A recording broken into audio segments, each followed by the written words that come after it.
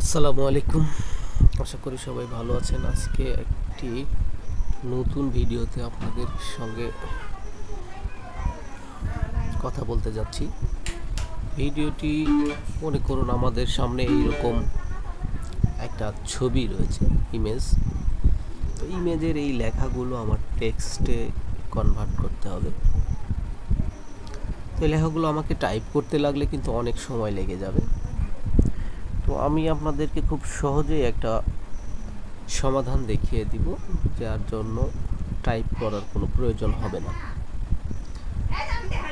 তো আপনার চ্যানেলে যদি নতুন হয়ে থাকেন অবশ্যই সাবস্ক্রাইব করবেন এবং বেল বাটনটি অন করে রাখবেন, যেন নতুন ভিডিও আপলোড দিলে আপনাদের কাছে নোটিফিকেশন চলে যায়। তো চলুন কথা না বাড়িয়ে আমি আপনাদেরকে সহজ একটি সিস্টেম দেখিয়ে দিই, এটা কিভাবে এই ছবির লেখাগুলোকে আমরা টাইপ করা লেখায় পরিবর্তন করব। তো মনে করুন এই ছবিটাকে আমরা সেভ করে নিলাম গ্যালারিতে। এখানে আমরা সেভ করে নেওয়ার পরে নিলাম।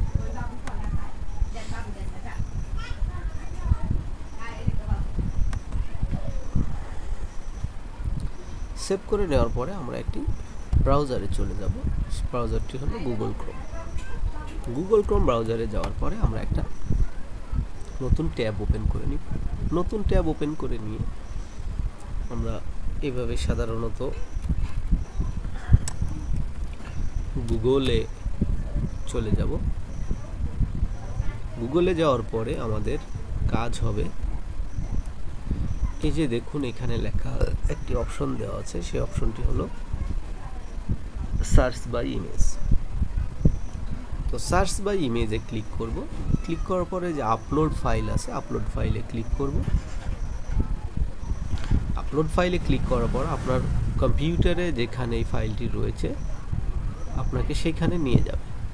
এই যে যেমন আমার এই ছবিটি এখানে আমি সেভ করে রেখেছি, এখান থেকে একটা আমি ওপেন করে দেব।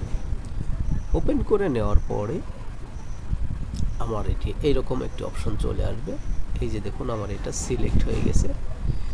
এই সিলেক্ট হওয়ার পরে আমার কি করতে হবে, মাউসের রাইট বাটন ক্লিক করব। ক্লিক করার পরে যে সিলেক্ট অল নামে অপশন আসবে, সিলেক্ট অলে ক্লিক করব। করার পরে কপি ক্লিক করব। কপি করার পরে আমি কি করব, এই লেখাটি আমি অবশ্যই মাইক্রোসফট ওয়ার্ডে নিয়ে যাব। তো তার জন্য মাইক্রোসফট ওয়ার্ড আমি ওপেন করে নিব। নেওয়ার পরে এখানে শুধু সিম্পলি আমরা যেমন পেস্ট করি সেই কন্ট্রোল ভি দিয়ে পেস্ট করব। তো দেখুন কন্ট্রোল ভি দিয়ে পেস্ট করার পরে আমার কিন্তু সবগুলো লেখা একদম হুবহু এখানে চলে এসেছে। আমার এই লেখাগুলো কিন্তু আর টাইপ করতে হলো না।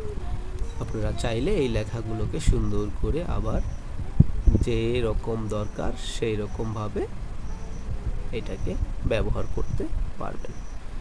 আশা করি ভিডিওটি ভালো লেগেছে, আর এই ভিডিওটি ভালো লাগলে অবশ্যই একটি কমেন্টস করে যাবেন এবং পরবর্তী ভিডিওতে আবার দেখা হবে। সে পর্যন্ত সবাই ভালো থাকবেন। ধন্যবাদ। আসসালামু আলাইকুম।